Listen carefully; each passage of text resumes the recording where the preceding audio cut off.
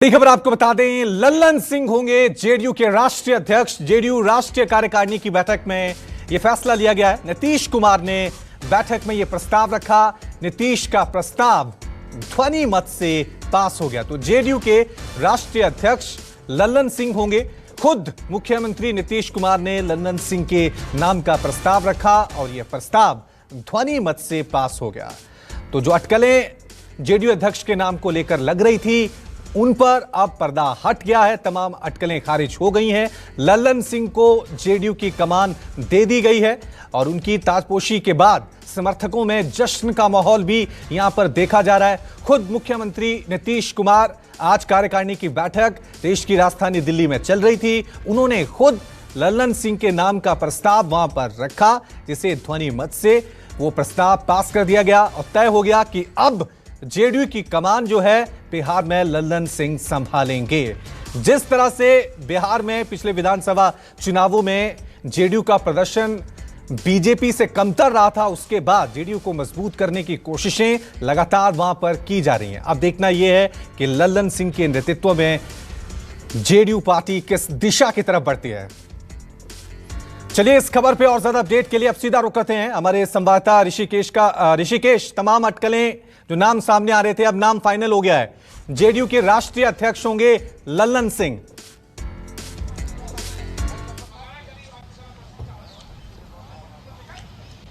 जी देखिए, बिल्कुल जेडीयू राष्ट्रीय कार्यकारिणी की बैठक अभी चल रही है और आरसीपी सिंह जो मौजूदा राष्ट्रीय अध्यक्ष थे, उन्होंने राष्ट्रीय कार्यकारिणी की बैठक में अपने इस्तीफे का ऐलान किया और साथ ही लल्लन सिंह के नाम का प्रस्ताव किया, जिसे ध्वनि मत से राष्ट्रीय कार्यकारिणी के तमाम लोगों ने उसे अपना समर्थन दिया और राष्ट्रीय अध्यक्ष के तौर पर लल्लन सिंह की ताजपोशी हो गई।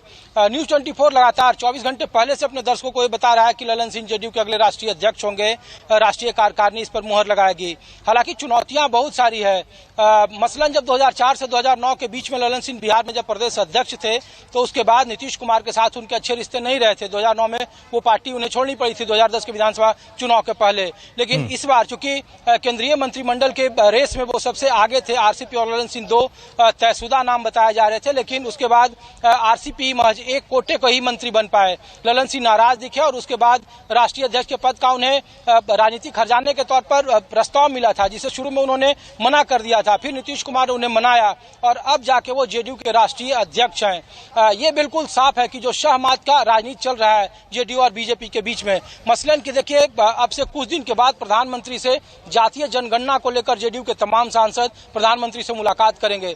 मतलब साफ है कि जेडीयू की राजनीति में जातीय जनगणना के सरीखे बीजेपी के साथ सह और मात का खेल अब जारी रहेगा और लल्लन सिंह माने जाते हैं कि नीतीश कुमार के काफी लॉयल हैं और सबसे ज्यादा हार्डकोर नीतीश माने जाते हैं। इसका मुजाहरा विधानसभा चुनाव, लोकसभा चुनाव जब 2019 में हुआ था और सीटों का तालमेल हो रहा था, तो लल्लन सिंह उनसे ज्यादा मुखर थे और सीट न छोड़ने को लेकर काफी रसाकसी का सामना करना पड़ा था। और आखिर में फिर देखिए, फडणवीस जो महाराष्ट्र के हैं, उन्हें बिहार में अटैच किया गया था। तो ऐसे बहुत सारे सवाल हैं और अब आने वाले वक्त में जिस तरीके से जेडीयू और बीजेपी के बीच में मुद्दों को लेकर राजनीति चल रही है, खास करके चाहे धार्मिक धर्मांतरण का मसला हो या फिर जातीय जनगणना को लेकर हो, तो उसमें लल्लन सिंह काफी माहिर माने जाते हैं और नीतीश कुमार की बातों को मजबूती से, उनकी विचारधारा को आगे रखेंगे। इसीलिए लल्लन सिंह की ताजपोशी हुई है और लॉयल्टी भी एक बड़ा फैक्टर रहा है। लेकिन फिलहाल अब जेडीयू के नए कैप्टन लल्लन सिंह होंगे। इसकी जो मुहर है वो राष्ट्रीय कार्यकारिणी लगा दिया है।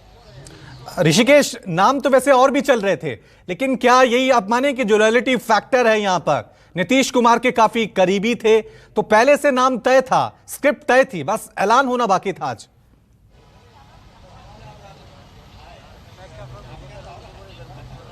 नहीं, देखिए, काफी से गुपचुप तरीके से अमली जामा पहना गया था। अब से थोड़ी देर के पहले राष्ट्रीय कार्यकारिणी की बैठक के पहले तमाम सांसदों को नीतीश कुमार के सरकारी आवास जो 6 कामराज लेन है, वहां पे तमाम सांसदों को बुलाया गया था।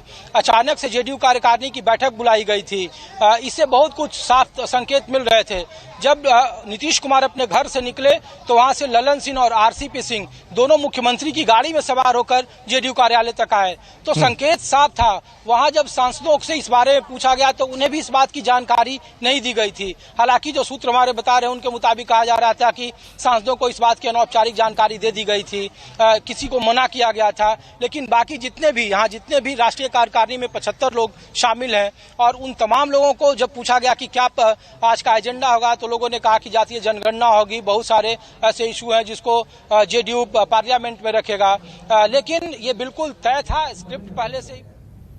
राजनीति को लेकर के एक विराट लक्ष्य है, समाज के सभी वर्गों को साथ लेकर चलने का लक्ष्य। ललन सिंह जी के अध्यक्ष बनने के साथ इसे भी हम लोगों ने औसत में बदला है और निसंदेह इसके दूरगामी नतीजे होंगे। ये डैमेज कंट्रोल भी तो हो सकता है, क्योंकि जदयू में एक सिर्फ आरसीपी सिंह केंद्रीय मंत्री बन गए और इसको लेकर के काफी आक्रोश भी रहा कि एक जब बनना था तो पहले ही बन गए रहते, इस बात क्यों बने, और इसको देखते हुए क्या इसको जोड़ के देखा जा सकता है क्या? नहीं, मुझे लगता है दोनों फैसले अलग अलग हैं। कैबिनेट पूरी तरह से प्रधानमंत्री जी का प्रेरोगेटिव